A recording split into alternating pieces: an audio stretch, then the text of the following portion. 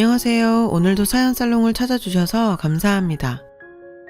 저는 30대 초반 여성이에요. 직업엔 귀천이 없다고 하죠. 하지만 이런 말이 존재하는 것 자체가 사람들이 직업에 대해 차별을 해왔다는 반증이 아닐까요? 제가 오늘 사연을 보내게 된 이유 역시 바로 직업에 대한 차별 때문이에요.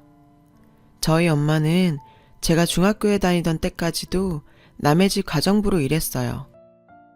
제가 초등학교에 들어갈 무렵 오랜 투병 생활 끝에 아빠가 세상을 떠나셨어요. 당장 생계를 책임지며 어린 남매를 키워야 했던 엄마는 살 길이 막막했죠. 유일한 재산이었던 집마저 아빠 병원비로 고스란히 날리고 당장 새 식구가 살 집조차 없었으니까요. 그러던 중 엄마 지인의 도움으로 엄마가 입주 가사도우미로 들어가게 됐어요. 다행히 주인집 지하에 살림집이 딸려 있어서 엄마와 우리 남매는 그곳에서 살 수 있었죠. 처음엔 창피함보다는 살 곳이 생겼다는 안도감이 더 컸어요. 하지만 사람 마음이 얼마나 간사한지 얼마 지나지 않아 사람들의 시선이 신경 쓰이더군요. 누가 뭐라 하지 않았는데도 괜히 대문을 나설 때마다 사람들 시선이 신경 쓰이고 우리 엄마가 이 집 가사도우미라는 걸 눈치채지 않을까 혼자 안절부절했죠. 이런 걱정이 현실이 된 건 제가 중학교에 들어가면서였어요. 그 집엔 저와 동갑내기 딸이 있었거든요. 초등학교 시절엔 주인집 딸이 사립초등학교에 다닌 덕분에 저랑 학교에서 마주칠 일은 없었지만 중학교에 올라가면서 상황이 변했죠. 하필 우리가 같은 학교에 배정됐거든요. 그날 이후 전 늘 살얼음판 걷는 심정이었어요. 어린 마음에 혹시라도 우리 엄마가 가정불안한 사실이 학교에 알려지진 않을까 노심초사였죠. 그러던 어느 날이었어요. 주인집 딸인 지희가 주번이라 일찍 집을 나서느라 미술 준비물을 빼먹고 학교에 간 거예요. 주인 아줌마는 마침 등교를 하려던 저에게 미술 도구를 건네면서 지인의 반에 가져다 주라고 하셨어요. 전 내키진 않았지만 거절할 수도 없었어요. 그래서 미술 준비물을 들고 지인의 반에 가서 지희를 불렀습니다. 다행히 별 말 없이 건네주곤 돌아섰는데 누군가 물었죠. 누구야? 그러자 지희가 우리 집 가정부 딸 이렇게 대답을 하더군요. 마치 저보고 들으라는 듯 말이죠. 순간 전 너무 창피해서 정신이 흐려졌어요. 땡볕에 녹아버린 초콜릿처럼 바닥에 찰싹 들러붙는 기분이었죠. 제 뒤통수 뒤로 아이들이 웅성거리는 목소리가 고스란히 전해졌어요. 쟤 1학년 4반 강윤정 아냐? 쟤네 엄마가 지인의 가정부래. 그 길로 전 학교를 빠져나와 하염없이 걸었어요. 걷고 또 걷고 한참을 걸었죠. 얼마나 걸었을까? 하늘이 어둑어둑해지더라고요. 덜컥 겁이 났어요. 그제야 수업을 빼먹은 일이 떠올랐거든요. 책가방이 교실에 있다는 사실도요. 일단 가방부터 찾아와야겠다는 생각이 들어서 학교로 갔어요. 다행히 교실은 텅 비어 있더군요. 근데 제 가방이 없었어요. 낭패였죠. 가방이며 학용품, 게다가 도시락통까지 다 들어있는데 엄마한테 죽었다 생각하며 떨어지지 않는 발걸음을 이끌고 집으로 향했죠. 그런데 집에 와보니 제 가방이 책상 위에 놓여있지 뭐예요? 그때였어요. 오빠가 들어왔죠. 야, 너 책가방 버려두고 어딜 갔다 와? 3살 위 오빠가 절 나무라며 말했어요. 전 오빠 얼굴을 보자 참았던 눈물이 주르륵 흘렀죠. 오빠는 그런 절 보곤 내심 놀라놓고도 아무렇지 않은 듯 다신 그러지 말라고 하곤 방을 나갔어요.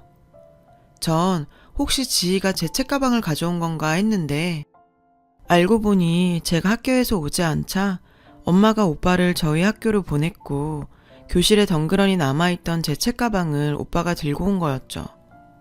그리고 다음날 교실 문을 열고 들어갔더니 제 등장과 함께 교실은 찬물을 끼얹은 듯 조용해졌어요. 그리곤 반 아이들이 속닥거리며 제 눈치를 살폈습니다. 그때였어요.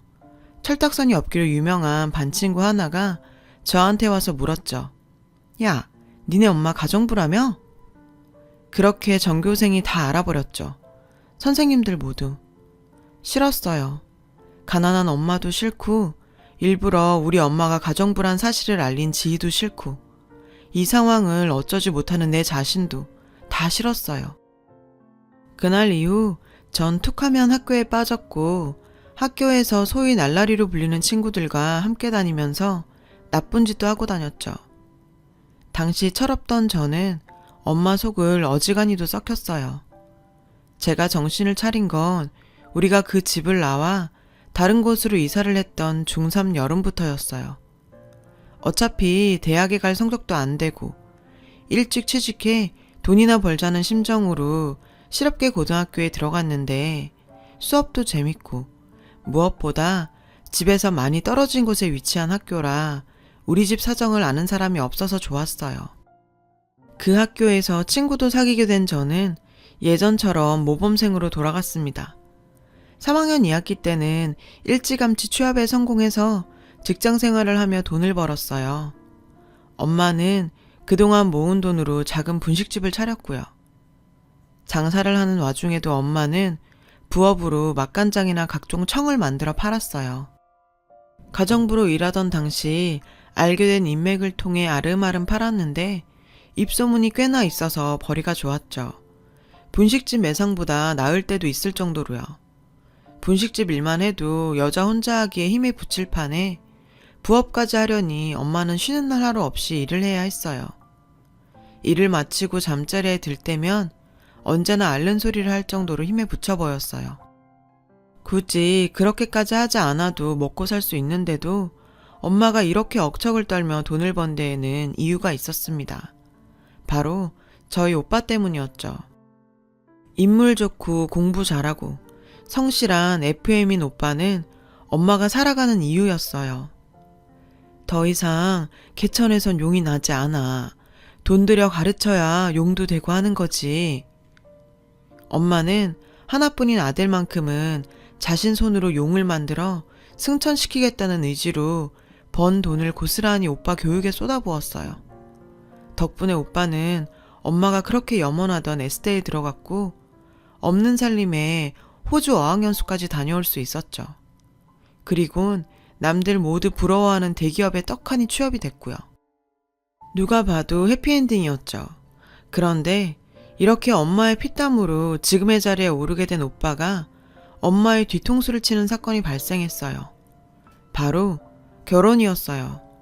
결혼을 전제로 만나고 있는 사람이 있다면서 오빠가 집으로 여자를 데리고 왔어요. 그런데 하필 그 여자가 지희인 거예요. 주인집 딸 전지희요. 아니, 네가 여긴 어떻게? 전 지희를 보자 심장이 쿵 내려앉는 것 같았어요. 그건 저희 엄마도 마찬가지였겠죠. 지인에서 가사 도우미로 있으면서 그 집 모녀한테 호되게 당해왔던 엄마는 지희를 보자 입술을 바들바들 떨었죠. 저 역시 두말하면 잔소리고요. 그런데 오빠는 이런 반응을 보고도 대수롭지 않다는 듯 이러더군요. 지희랑 사귄 지는 좀 됐어. 진작부터 말할까 하다가 엄마나 윤정이나 달가워하지 않을 것 같아서 말 안 했어. 황당했어요. 달가워하지 않을 걸 알면서도 굳이 지희여야 하는 이유도 모르겠고요. 오빠, 왜 하필 얘야? 하고 많은 여자 중에 왜? 그리고 지금 오빠 행동은 엄마가 반대를 해도 결혼을 진행하겠다는 거야, 뭐야? 제 말에 지희가 피식 웃더군요. 윤정아, 넌 여전하구나? 넌 왜 그렇게 날 싫어해? 혹시 그거 열등감이니? 솔직히 너랑 나 비교도 안 되는데 굳이 자신을 힘들게 하면서까지 비교하고 열등감 느끼는 건 좀 무의미한 짓 같지 않니? 그리고 난 네 오빠 결혼 상대자로 여겨온 거야. 얘 제하는 건 듣기 거북하다. 어디까지나 내가 네 손윗사람 될 거니까. 그리고 아주머니, 아니 어머님, 앞으로 잘 부탁드려요. 어차피 오빠랑 저 마음 안 바뀌어요. 그러니까 괜히 힘 빼지 마시고 저희 결혼 축복해주세요. 네? 맞아요, 엄마. 저 이미 마음 굳힌 지 오래됐어요. 엄마도 아시겠지만 세상살이가 만만한가요? 남들보다 앞서 나가려면 비빌 언덕 하나쯤은 있어야죠. 장인어른이 제 언덕이 돼주실 겁니다. 그러니까 이 결혼 허락해 주세요. 엄마는 야속한 눈빛으로 오빠를 쏘아보며 말했어요. 그래서 널 남부럽지 않게 가르친 거 아니니? 부모 덕은 못 봐도 너 하나 잘난 걸로 살아갈 수 있게. 그런데 왜 저 집이랑 엮이려고 그래? 이 애미가 그렇게 싫어하는 거 알면서도 왜? 저 혼자 잘나면 뭐예요? 제가 남들보다 대리 승진 늦었던 거 엄마도 아시죠? 그 이유가 뭐였는지 아세요? 빽이 없어서였어요. 과장님이 그러시더라고요. 너처럼 없는 집 애들은 승진에 밀려도 그게 지들 능력 탓인 줄 알고 죽어라 일하지만 있는 집 자식들은 승진 안 되면 그만두고 다른 회사로 가버린다고. 삶이라는 게 네 능력보단 있는 집이 자신들의 뒷배라고요. 장인어른 정도 힘이면 저도 그 뒷배 만들 수 있어요. 저도 제 능력 마음껏 펼칠 수 있다고요. 그러니까 엄마가 반대하셔도 저 이 결혼 반드시 합니다. 오빠는 작정한 사람처럼 자기 할 말을 쏟아붓고는 자리에서 일어났어요. 그러자 자기야, 그 얘기도 해야지. 지인은 오빠의 팔을 끌어당기곤 재촉했어요. 아, 그리고 죄송하지만 결혼식장엔 오지 말아주세요. 엄마가 지인에서 일하신 거 집안 어른들이나 장인어른 지인분들이 다 아시는데 그럼 제 체면이 뭐가 되겠어요? 그리고 윤정이 너도 지 동창들이랑 알잖아. 미안하지만 안 왔으면 한다. 미안해요, 엄마. 오빠랑 지인은 서둘러 집을 나섰어요. 엄마랑 저는 망치로 머리를 맞은 사람처럼 멍한 표정으로 한참을 앉아 있었어요. 기가 막혔죠. 어떻게 오빠가 이럴 수 있죠?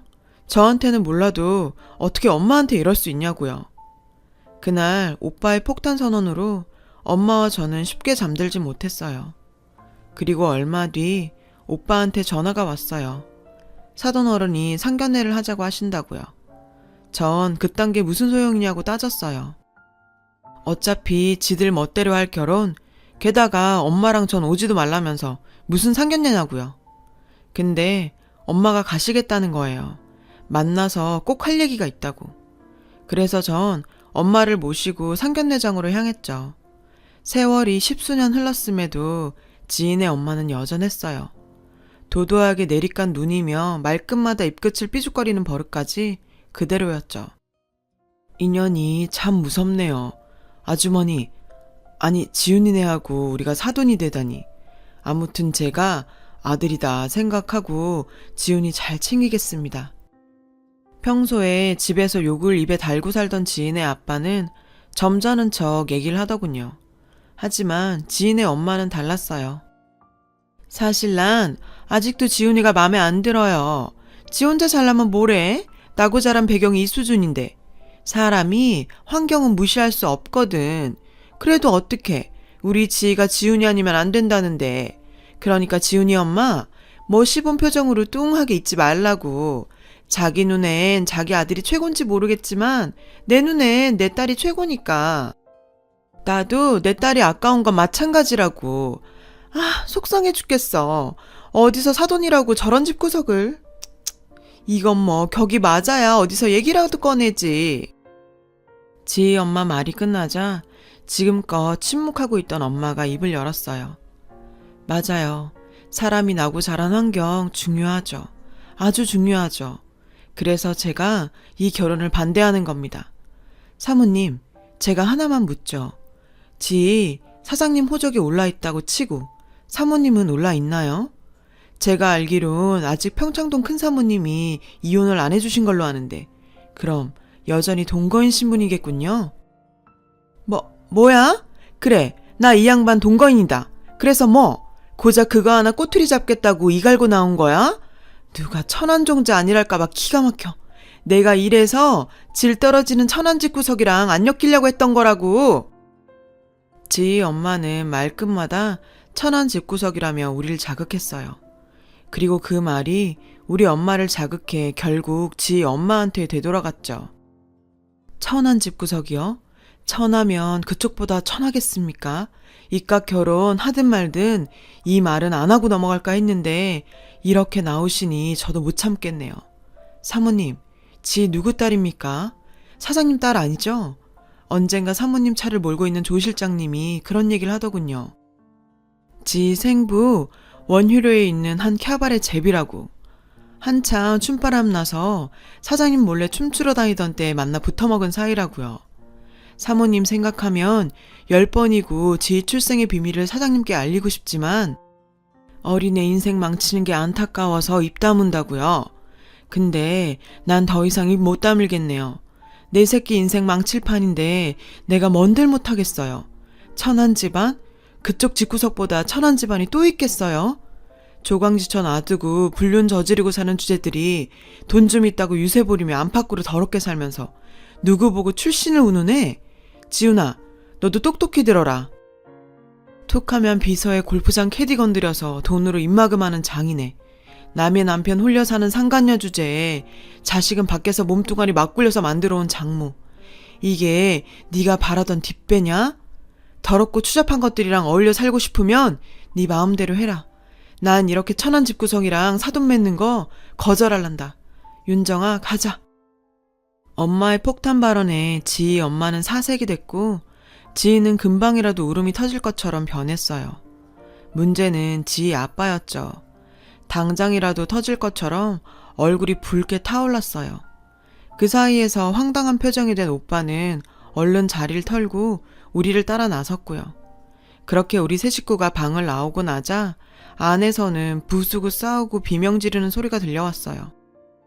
툭하면 성질날 때마다 집에서 골프채를 휘두르던 사장님 성격에 남의 자식을 속아서 지금껏 키웠다는데 용서가 되겠어요? 뭐 그렇게 그날 이후 자연스럽게 혼사 문제는 끝이 났죠. 그리고 엄마는 오빠를 집에서 내쫓았어요. 언제고 부모 등에 칼 꼽을 놈이라면서 그간 오빠한테 들어간 돈 다 뱉어내라며 그 돈 갚기 전엔 집에 한 발자국도 못 들여놓는다고 말이죠. 한동안 대문 밖에서 손이 발이 되게 싹싹 빌던 오빠는 다달이 엄마 통장으로 돈을 붙이면서 여전히 사과 중이지만 엄마는 아직 화가 안 풀린 모양이에요. 말도 많고 탈도 많았던 가을이 지나고 어느덧 쌀쌀한 겨울이 다가왔네요. 언젠가는 우리 집에도 온 가족이 모여 아랫목에서 군고구마를 먹을 수 있는 따뜻한 날이 오겠죠. 지금까지 제 사연을 들어주셔서 감사드리고요. 아무쪼록 감기 조심하세요. 여러분, 사연 댓글에 응원과 현명한 조언 부탁드려요. 좋아요와 구독은 저에게 큰 힘이 됩니다. 오늘도 좋은 일 가득하세요.